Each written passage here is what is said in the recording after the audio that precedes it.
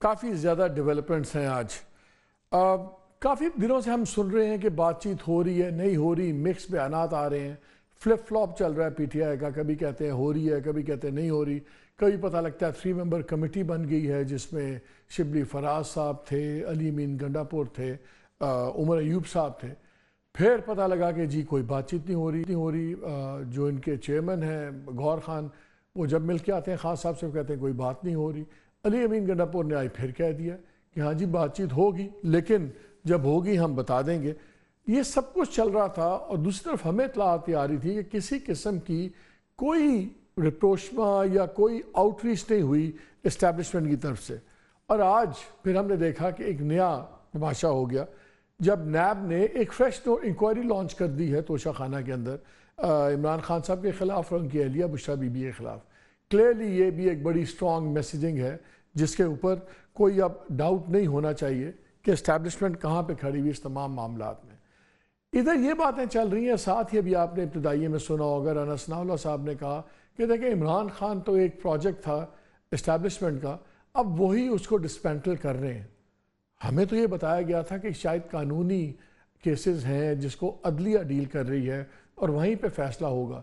تو اگر یہ ڈسمنٹلنگ ہو رہی ہے عمران خان کی, اور اگر ہم رانا ثناء اللہ صاحب کی بات پہ جائیں تو اس کا کیا مطلب ہے کہ کیا وہ یہ کہہ رہے ہیں کہ جوڈیشری جو سی ہے وہ اب کمپلیسٹ ہے, وہ کسی نئے پروجیکٹ میں کمپلیسٹ ہے؟ کیا پہلے پروجیکٹ بلڈ اپ عمران تھا, اب پروجیکٹ ڈسٹروائے عمران ہے, اور پہلے بلڈ اپ میں بھی جوڈیشری تھی اب ڈسٹروائنگ میں بھی جوڈیشری. یہ بڑا سیریس ایک الزام آ رہا ہے جو آج یہ رانا ثناء اللہ کی بات سے نظر آتا ہے کہ واٹ از گوئنگ آن.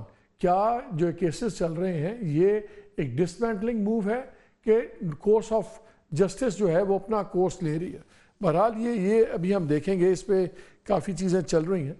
لیکن جو آج ہم مین بات کرنا چاہ رہے ہیں وہ یہ ہے کہ جہاں تک پی ایم ایل این کا تعلق ہے وہ تو بالکل ایک party as a house of Sharif party چلتی ہے.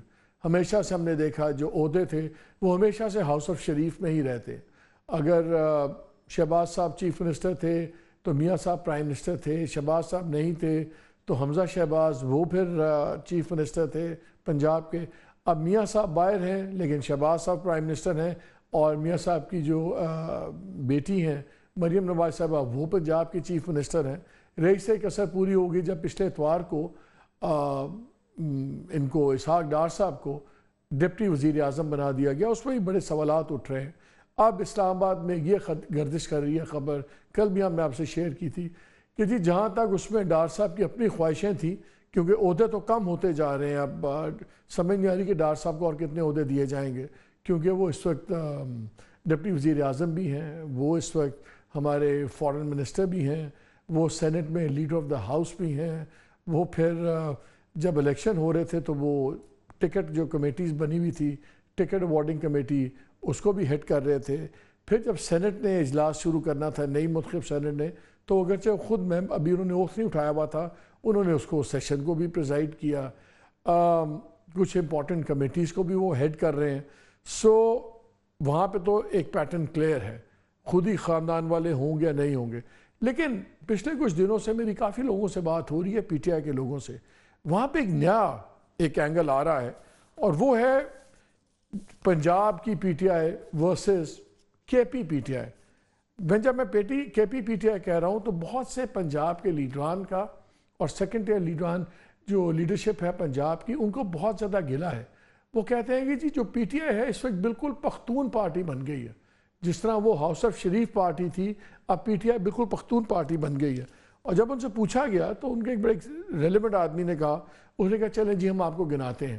جو چیئرمین ہے وہ گور علی خان, وہ بھی پشتون ہے. پھر جب سیکرٹری جنرل ہیں وہ عمر ایوب صاحب ہیں, اگین ہی از فرام کے پی.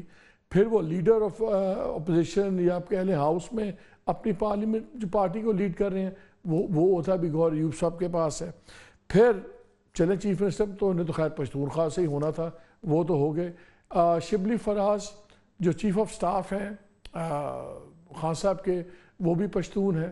وہ جو اسپوکس پرسن بھی ہیں, جو 3 بندے بنے ہوئے ہیں, جو کمیٹی ہے وہ بھی ہے.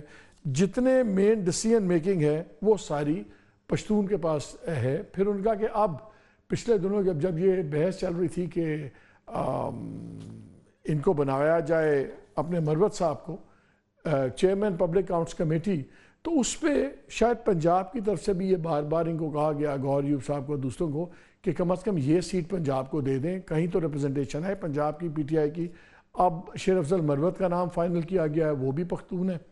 سو وہاں پہ اعتراض یہ ہے، اور وہ یہ کہہ رہے ہیں کہ یہ جو رگڑا اس وقت لگ رہا ہے وہ آج بھی پنجاب میں لگ رہا ہے، بیکاز کے پی کے اندر تو پاور میں آ گئی ہے پی ٹی آئی اور کمفرٹیبل ہے، کوئی مسئلہ نہیں ہے۔ پنجاب میں ابھی بھی چھاپے پڑ رہے ہیں، ریڈز پڑ رہی ہیں، یا مین لیڈرشپ ساری غائب ہے، تو اس میں ان کو یہ بتایا جا رہا ہے کہ دیکھیں کیونکہ وہاں اس وقت مین لیڈر تو سارے انڈر گراؤنڈ ہیں، تو کس کو پارٹی وہاں پہ سامنے لائے۔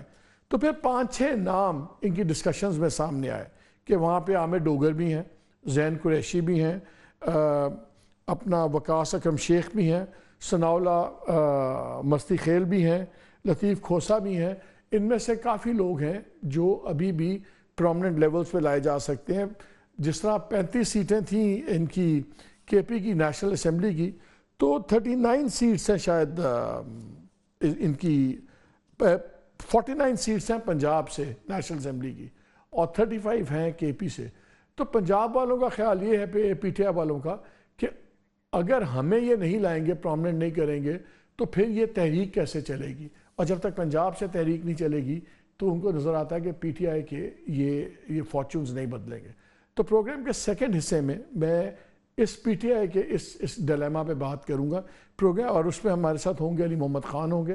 پروگرام کے پہلے حصے میں ہم بات کریں گے رانا تنویر حسین صاحب سے، یہ federal minister for industries and production ہے، and one of the senior most leaders of P M L N ہے، and one of the senior most parliament بھی ہیں۔ اب ان سے تو کافی زیادہ باتیں کرنی ہیں۔ رانا صاحب السلام علیکم۔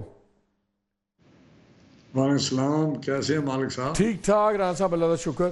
سر یہ بتائیں 2-3 چیزیں، ایک تو یہ بڑا تاثر بنتا جا رہا ہے کہ میاں صاحب اب دوبارہ جب صدر بنیں گے اور لے رہے ہیں، شاید خواجہ سعد کی جنرل سیکرٹری کی بننے کی باتیں ہم سن رہے ہیں، پھر رانا ثناء اللہ کو ہم نے دیکھا وہ بھی ایڈوائزر بنا دیے گئے، پولیٹیکل ایڈوائزر پرائم منسٹر کے۔ سن رہے ہیں کہ بڑا سخت بیانیہ میاں صاحب اب دوبارہ لینے لگے ہیں، اور ڈپٹی پرائم منسٹر بھی بنا دیا آپ نے اسحاق ڈار صاحب کو۔ تو بیانیے کی بات دوبارہ آ رہی ہے کہ دیکھیں جی ووٹ کو عزت دو والا بیانیہ جو تھا ہم نے چھوڑا نہیں ہے، بلکہ اس کو ریوائیو کرنے لگے ہیں۔ اور جو اس وقت حالات لگ رہے ہیں، کیا میاں صاحب کا پھر کوئی سخت بیانیہ آ رہا ہے؟ مالک صاحب کوئی سخت یا نرم والی بات نہیں، ایک پولیٹیکل فلسفہ ہے یا ایک نظریے کی بات ہے کہ سویلین سپریمیسی یا ایک ڈیموکریٹک جو پروسیس ہے اس کو ہم سٹرینتھن کرنا چاہتے ہیں۔ پارلیمنٹ کو جو پارلیمنٹری ایک نظام ہے اس کو مضبوط ہونا چاہیے، اور اس پہ اگر کوئی بات کرتے ہیں، اور بات ابھی بھی کرتے ہیں، ہر دور میں کی ہے، پہلے بھی کر رہے ہیں، تو میرا خیال ہے اس میں سبھی ایگری کریں گے کہ پولیٹیکل جو معاملات ہیں وہ زیادہ بہتر طریقے سے چلیں۔ اور میاں صاحب صدر بن رہے ہیں اس لیے کہ پرائم منسٹر صاحب صدر تھے، اور وہ صدر جس حالات میں بنے، شہباز صاحب وہ بھی آپ کو پتہ ہے اس وقت ایک ججمنٹ آئی میاں صاحب کے خلاف، جو بھی اس وقت اس کے بیسس تھے غیر قانونی غیر طریقے سے ڈسکوالیفائی کر دیا گیا، تو ان کو صدارت چھوڑ کے شہباز صاحب کو صدارت دی۔